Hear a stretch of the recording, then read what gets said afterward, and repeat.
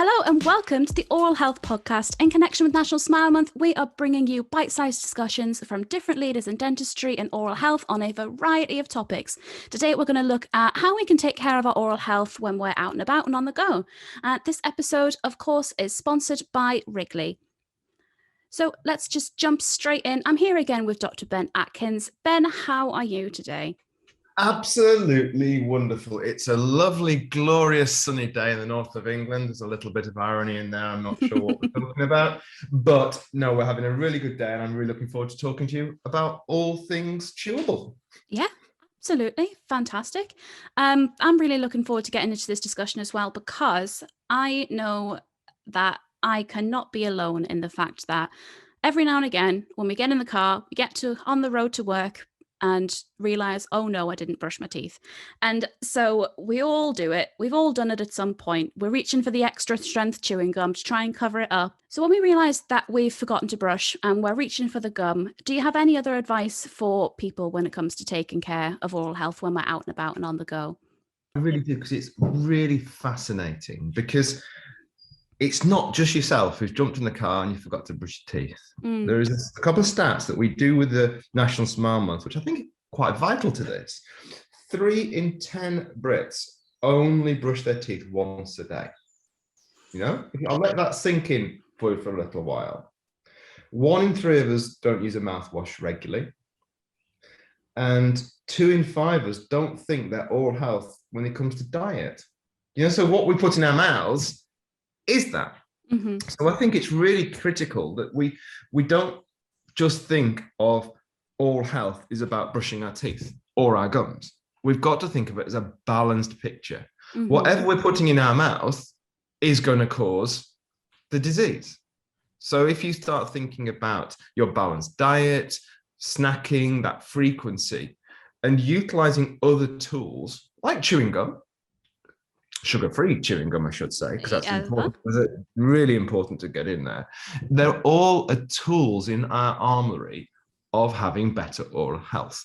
So when you jump in the car, what can you do? When we jump in our car at home, the kids, instead of thinking, oh, I will have a snack, we have sugar-free chewing gum in our car. My kids love the sugar, the strawberry flavored stuff, which is utterly fine. To be honest, I quite like it myself.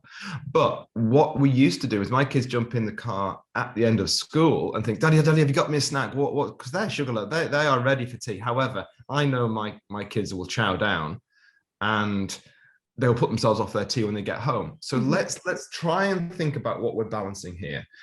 The sugar-free chewing gum is an amazing tool for me. Just had that fresh breath, just to think it stops me eating. And I personally have used it as a stopping me snacking, because I could eat all day. I really could. It's just who I am. It's just part of my persona.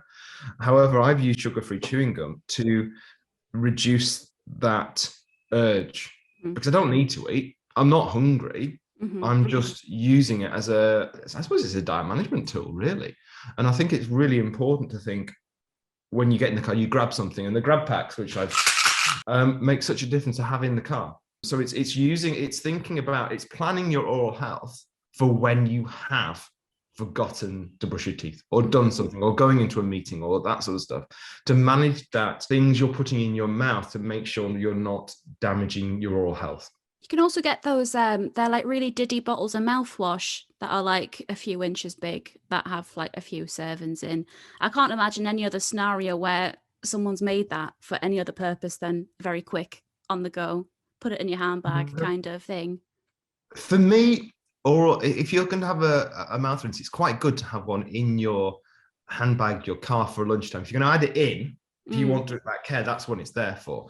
Another thing, the little sample, I don't know why I'm showing the size of the little sample with my hand. We're on a podcast, not a video, but the little sample packs of toothpaste, they're quite handy to have in the car as well. You know, so it's that actually I can't brush my teeth, but a small amount of toothpaste on my finger and pop it into my mouth as instead of that. Do you know? So it's working with what you've got. So it's having that little plan in your car for when you have forgotten, when you have done that. For me, realistically, you must be brushing your teeth twice a day with fluoride toothpaste. So get it into your habit. The first thing you do when you get up or when you go to bed, just get it done. because it's 2 minutes for you for that 2 minutes for yourself that you may not get another 2 minutes in the day. Other people will want to fill that time in for you. So just it's a waking process. It's a habitual process. It's something that we have placed into our everyday lives within my family unit that makes such a difference long term, because I pretty much know my children won't get holes in their teeth. We've managed the sugar into their diet. We put that into meal times. Their snack is, realistically, we are on a whole fruit or having whole vegetables as snacks. My daughter will have it. I mean, you as a parent are controlling your children's diet, but also you look at the very healthy diet industry now, not dieting per se, but managing your food and taking that step back and designing what you're going to be having as an adult. You can make such a difference to making sure your food is at meal times, or if you have a snack prepared to go out, meal prepping and things, you can make such a difference by just taking a step back and thinking sometimes. And something that I learned that sort of surprised me, you need to brush twice a day. That I didn't just learn that at this job. That would be a bit of a disaster. But the most important one is the nighttime one. So if you miss in the morning, you can brush at lunchtime. That's still fine. It's not like, oh, I've missed the morning, I've got to wait till the nighttime to brush my teeth now. Or, oh, I've missed my morning brush. Oh, well, let's just forget about it. It doesn't matter. Like, you can, as long as you're getting the twice a day and a nighttime one, it doesn't matter where the other one is as much. Absolutely. The nighttime brush is the key one, because it's the going to bed. The reason why we say that is because our saliva drops at night. So if we've got sugar or any detritus left on our teeth when we go to bed, that's when it's going to do some damage. So for me, if you spend 2 minutes, the big one's the one at the evening. So you're back at home, you're doing something else. It's a really good point. You can think, well, do you know what? I can brush them later on if I've missed them in the morning. If that's not into your habit, it's finding what works for you. And for me, my 2 minutes at night is that ritual of going to bed, because I know everything's clean. I do the brushing between my teeth, or I'll floss, and then I will brush. And sometimes I'll pop a mouth rinse in there, but realistically, I don't use the mouth rinse in the evening. I'll use it as an adjunct some of the time in the day if I'm going to use that. For me, it's making sure that when you go to bed, you've got that minty fresh in your mouth. You've not rinsed with water after brushing. That's a really key moment, because you just spent 2 minutes trying to put fluoride all over your teeth. And just wash off. Absolutely. So, but and the sad part is, if you look at every film, when you see someone brushing in the bathroom scene, they will rinse out with water afterwards. It's kind of ludicrous, and it's almost strange that they do that. So for me, if you need to rinse out afterwards, use a mouth rinse, so you're not diluting and get rid of all that fluoride you've placed on there. I want to switch gears slightly and talk about, because to me it would be very silly to talk about oral health on the go and not talk about things like long car journeys where you're stopping at service stations and you know driving from the north to the south or south to north or whatever, just where you're in the car for a substantial amount of time, and going off to the service station on the motorway and heading into McDonald's because it's the only thing there, and putting, like I say, diet playing a big part in oral health, loads of unhealthy food in. And it's much more tempting to go for a McDonald's than to seek out the little supermarket selling salads and things. So I can understand that to a point. But every time I'm in a service station, I see those little vending machines with those brushes that come out in like a ping pong ball can, that apparently they're just like little chewable toothbrushes. Do they do anything? I think using those fuzzy brushes as an awareness, it's a one-off. Yeah. If it becomes a regular habit, I'll be looking at my toothbrushing regime, because when it comes down to it, brushing your teeth twice a day with a fluoride toothpaste is really, really critical to oral health. For me, that managing that brushing is important, because what you're demonstrating there is you are aware of your mouth. You are aware of what you're eating. You're aware of what you're doing.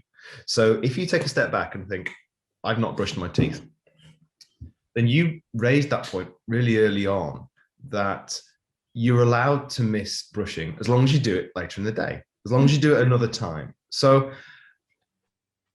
we use what we've got available often as humans. We evolve, we look at things and think, do you know what? For me, I'm a great believer in, I'm aware I'm going to brush it. So when I get to a destination, I will then brush it anyway before I go and see someone. But I suppose I might be a bit more aware than most about teeth, because people do judge me. They judge me on a lot of things, but let alone my oral health. So when you smile and that sort of stuff, it is important for me. So that importance, if you're going for a long journey, you're likely to have your toothbrush in the back of the car, especially if you're going on a really long journey with a suitcase. So why not just wait till you get to where you're going, or have your wash bag top of your bag so you can quickly freshen up when you get somewhere or on the way. Also, it's that thinking that snacking frequency is absolutely critical in a journey. Taking, before you set off, it might save you quite a bit of money as well, because when you're going into these service stations, it's a supermarket, isn't it? You can buy anything whilst you're there.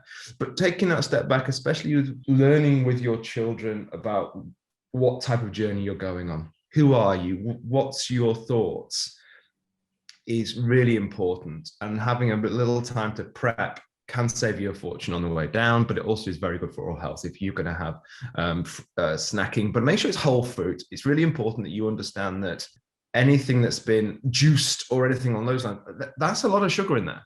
So understanding what is in there is critical for parents. So smarter snacking is absolutely critical when you're working, especially with yourself and your children. Increasing that fiber intake is really important. And when you're on the go, taking care of your oral health, just understanding what you're putting into your mouth is really important. So if you're going to have a snack, sugar-free chewing gum, it's a good thing to tide you over. And it does work for me. It's massively worked for me. I think I've lost 2 or 3 stone over the past 2 or 3 years. And sugar-free chewing gum has played a role in that. It feels a little bit like we're repeating points, but because that is the main point. Brush your teeth, fluoride toothpaste, and you can't go wrong. Like, that's as simple as it gets when you boil it all down. Just brush. If you forget, do it when you get where you're going. That's fine. Use your sugar-free gum if you've had a sugary coffee or a McDonald's and you don't want all that sitting in your mouth. It'll help clear it.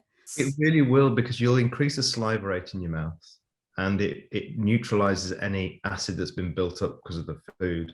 And you're using the body's natural immunity rather than just chucking something else in there. So by chewing the gum, you're stimulating, you're clearing the food off your teeth, you're reducing that stickiness in your mouth. And it makes such a difference if you're out and about. And you can also have one of these little packs in your car or in your pocket, whatever it is. And they're a portable thing that's designed to do the job, aren't they? Very good point. I'm probably going to go and stock up on my sugar-free chewing gum before I make my next car journey, because I don't want to be tempted and I want to not have no excuse as to why I'm not having a clean mouth. And yeah, that's, I think, the big takeaway. Just do what you can when you can, and that's fine. Yeah, it's all good. I think that's a good point to end on. I think we've discussed everything within oral health on the go that we can. Use your sugar-free gum. Don't feel bad if you've forgot to brush your teeth. If you're going to work, brush them when you get there. That's absolutely fine. If you can't, then sugar-free gum and mouth rinses are a fine alternative. And just watch what you're eating, because it plays a big part in your oral health. If you're eating really sugary foods and then skipping, then that's a big problem. So it all ties in together. And thank you again to Wrigley for sponsoring this episode of the Oral Health Podcast. We're very, very thankful. Thank you, Ben, for coming and speaking to me, taking some time out your day to do that. I very much appreciate it. As ever, it's all good and fun, isn't it? Exactly. We have fun. It's a good time. And I'll please join us in the next episode of the Oral Health Podcast. We look forward to seeing you. For now, though, bye-bye.